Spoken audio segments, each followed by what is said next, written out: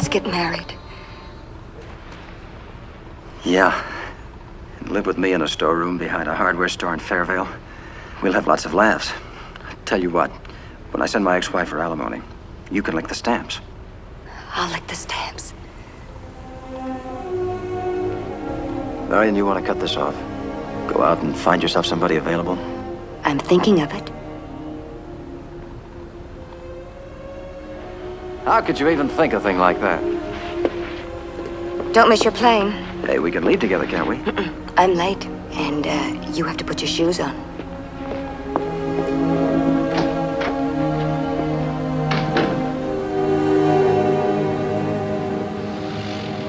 Wow. As hot as fresh milk.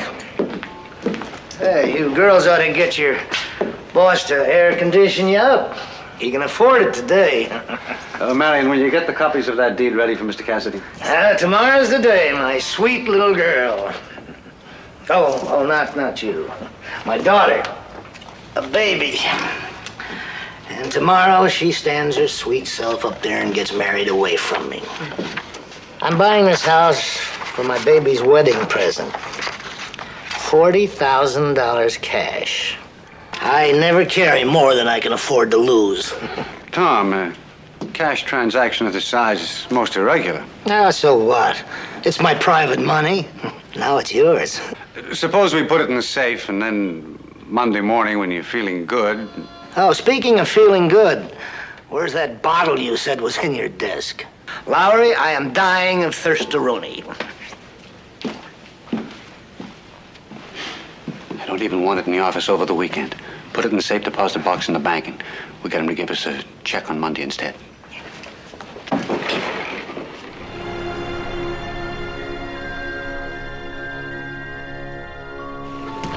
Mr. Lowry, if you don't mind, I'd like to go right on home after the bank. I have a slight headache. You go right on home, because me and your boss are going out and get ourselves a little drinking done, right?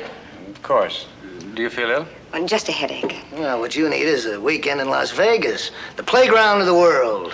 I'm going to spend this weekend in bed. Thank you.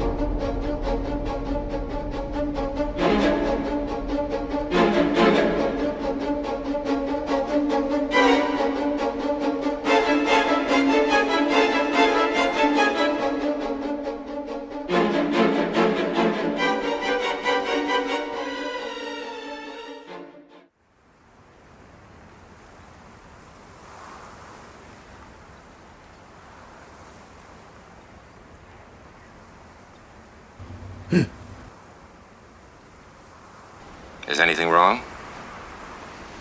Of course not. Am I acting as if there's something wrong? Frankly, yes. May I see your license? Why? Please.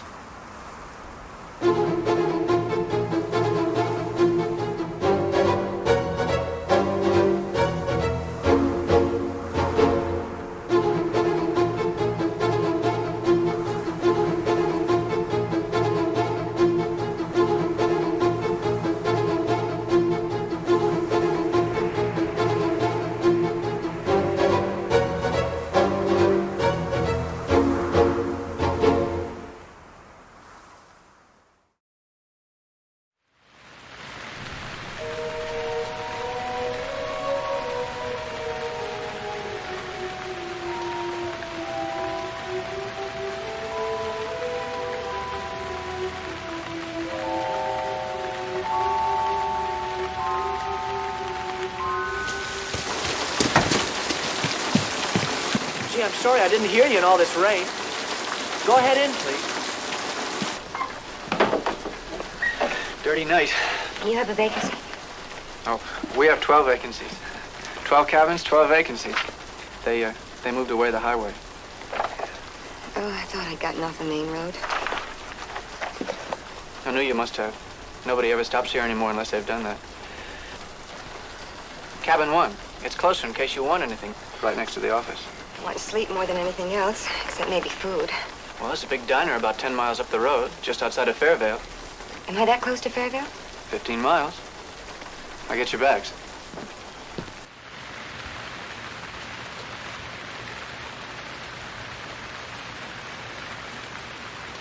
Mother, she's just a stranger. She's hungry and it's raining out. Mother, she's just a stranger. As if men don't desire strangers. As if... Oh, I refuse to speak of disgusting things because they disgust me. You understand, boy? Go on. Go tell her she'll not be appeasing her ugly appetite with my food or my son. Or do I have to tell her because you don't have the guts? Huh, boy? You have the guts, boy? Shut up! Shut up! I've caused you some trouble. No, Mother, my mother, what is the phrase? She isn't quite herself today. You shouldn't have bothered. I really don't have that much of an appetite. Oh, I'm sorry. I wish you could apologize for other people. Don't worry about it. But as long as you're fixed to supper, we may as well eat it. It might be nicer and warmer in the office.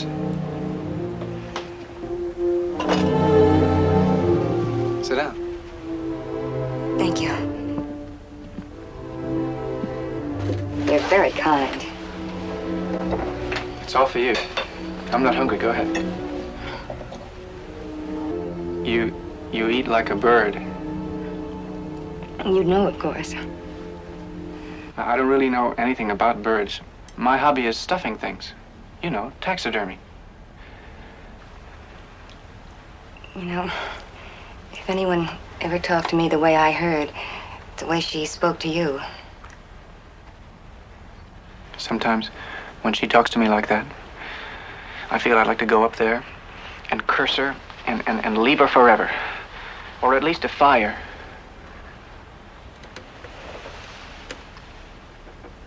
But I know I can't. She's ill. Oh, you're not going back to your room already? I'm very tired.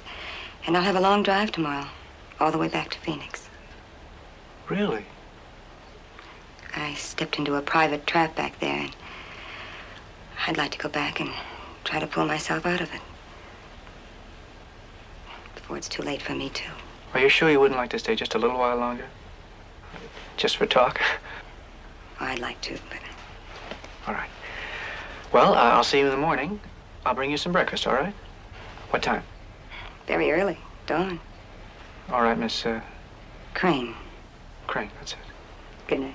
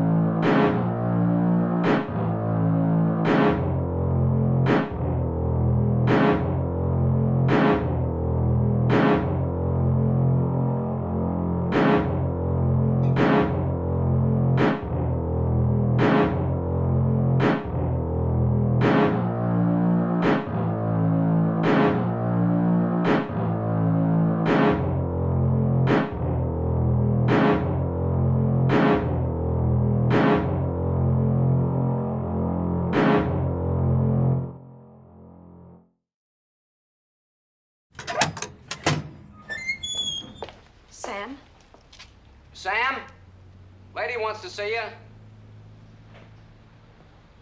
Yes, miss? I'm Marion's sister. Sure, Lila. Is Marion here? Of course not. Thank you. Something wrong?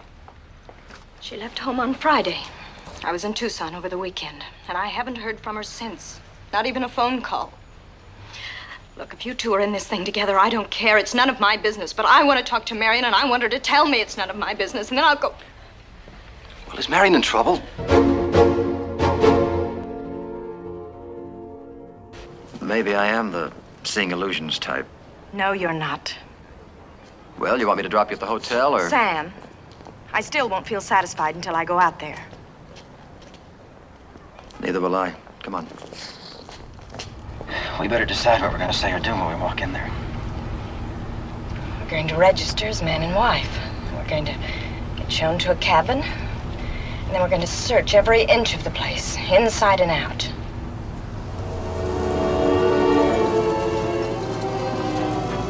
Well? Just coming up the ring for you. Uh-huh. Suppose you want a room? We were going to try to make it straight to San Francisco, but we don't like the look of that sky. Looks like a bad day coming, doesn't it? Okay. Thank you. I'll get your bags. Haven't any. I'll show you the room then. First time I've ever seen it happen. You check in any other place in this country without bags and you have to pay in advance. $10.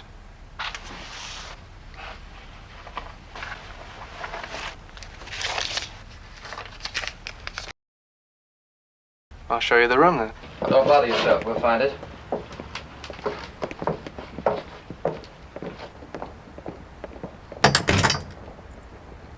Sam, we have to go into that cabin and search it, no matter what we're afraid of finding or how much it may hurt. I know. Do you think if something happened, it'd happen there? I don't know. But if you had a useless business like this motel, what would you need to get out, to get a new business somewhere else? $40,000? You can't go up there. Why not? Bates. Well, let's find him. One of us can keep him occupied while the other gets to the old woman. You'll never be able to hold him still if he doesn't want to be held. I don't like you going to that house alone. I can handle a sick old woman.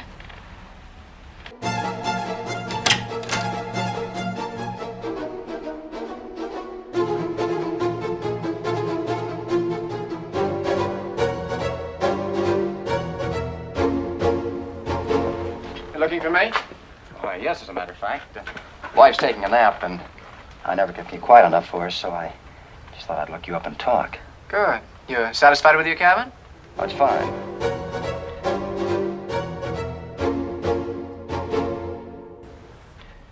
I've been doing all the talking so far, haven't I?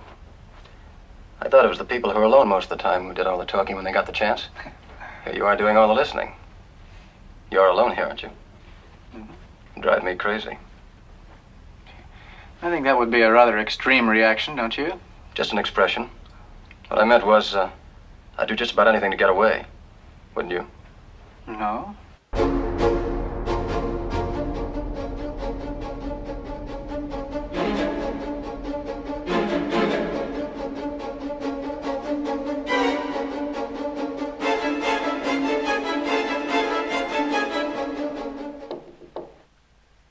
Mrs. Bates? I'm not saying you shouldn't be contented here. I'm just doubting that you are. I think if you saw a chance to get out from under, you'd unload this place. This place? This place happens to be my only world. I grew up in that house up there. I had a very happy childhood. My mother and I were more than happy. You look frightened. Have I been saying something frightening? I don't know what you've been saying. I've been talking about your mother, about your motel. How are you going to do it? Do what? Buy a new one?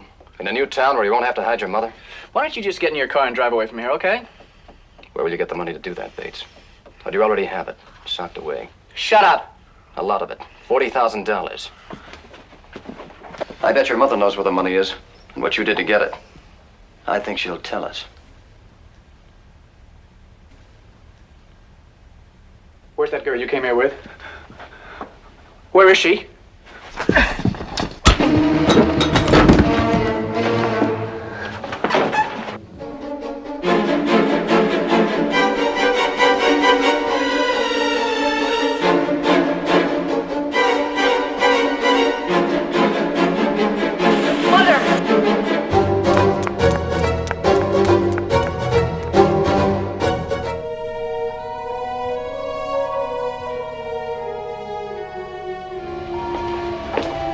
Mrs. Bates.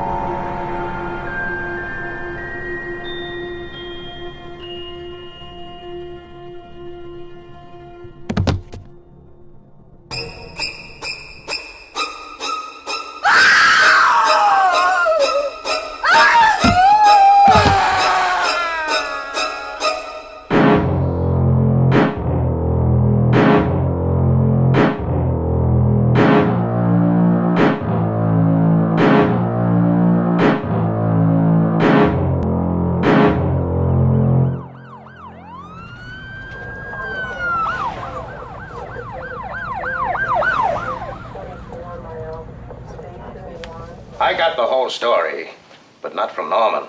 I got it from his mother. Norman Bates no longer exists. He only half existed to begin with. And now, the other half has taken over. Probably for all time. Did he kill my sister? Yes, I'm sorry. He was simply doing everything possible to keep alive the illusion of his mother being alive. And when reality came too close, when danger or desire threatened that illusion,